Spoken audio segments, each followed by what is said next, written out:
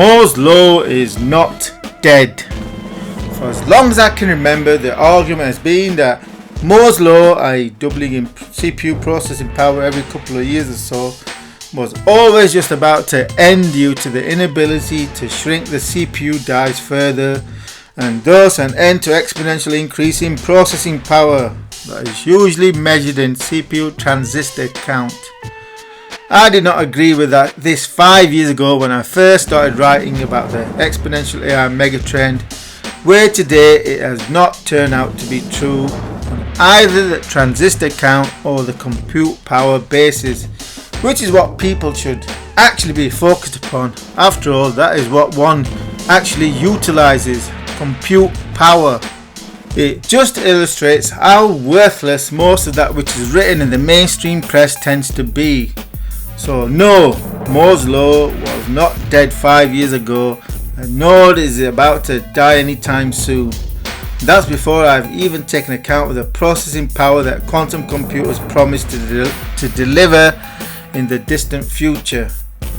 For instance, today I can buy a high-end desktop processor with 40 billion transistors on it, with the processing power roughly equivalent to a mid-1990s supercomputer, all in one CPU package, as innovation continues to extend compute power into multi-core processors, where once upon a time dual-core processors were the innovation that answered the roadblock of increasing clock speeds when they reached the gigahertz frequencies, where top-end processors for the past decade have found it difficult to sustain 5 GHz on CPU cores due to overheating issues.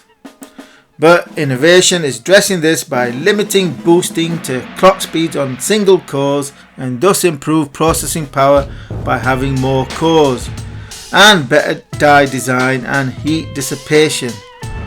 And of course, smaller scale logic gates architecture, as 22 nanometer gave way to 14 nanometer, that is giving way to 7 nanometer for AMD processors at least. Well, Intel's finding it difficult to move from 4 nanometer to 10 nanometer. And likely next year we will see 5 nanometer desktop processors.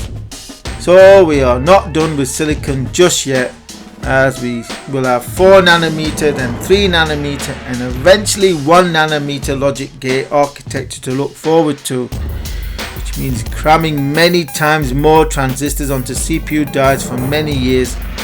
So say 4 years from now we can look forward to retail CPU packages with over 100 billion transistors, probably on at least a 3 nanometer scale.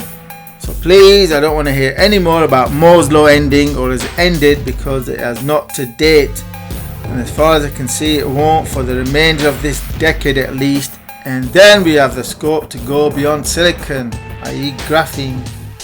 And all of this is before we throw GPUs into the mix, parallel processing on a huge scale that forms the very basis of the compute power of today's supercomputers.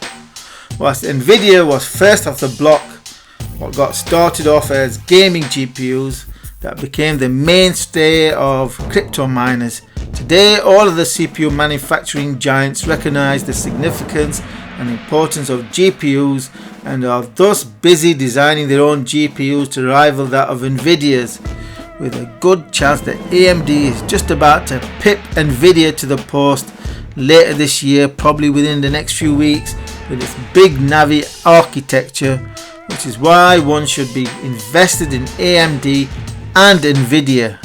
Compute power is driving the AI megatrend, as it allows for the time-consuming nature of machine learning to take place, one of neural nets continuously adjusting weights to inputs to output ever more accurate models and predictions of the real world, so that common applications such as self-driving cars increasingly become manifest on our roads over the coming years.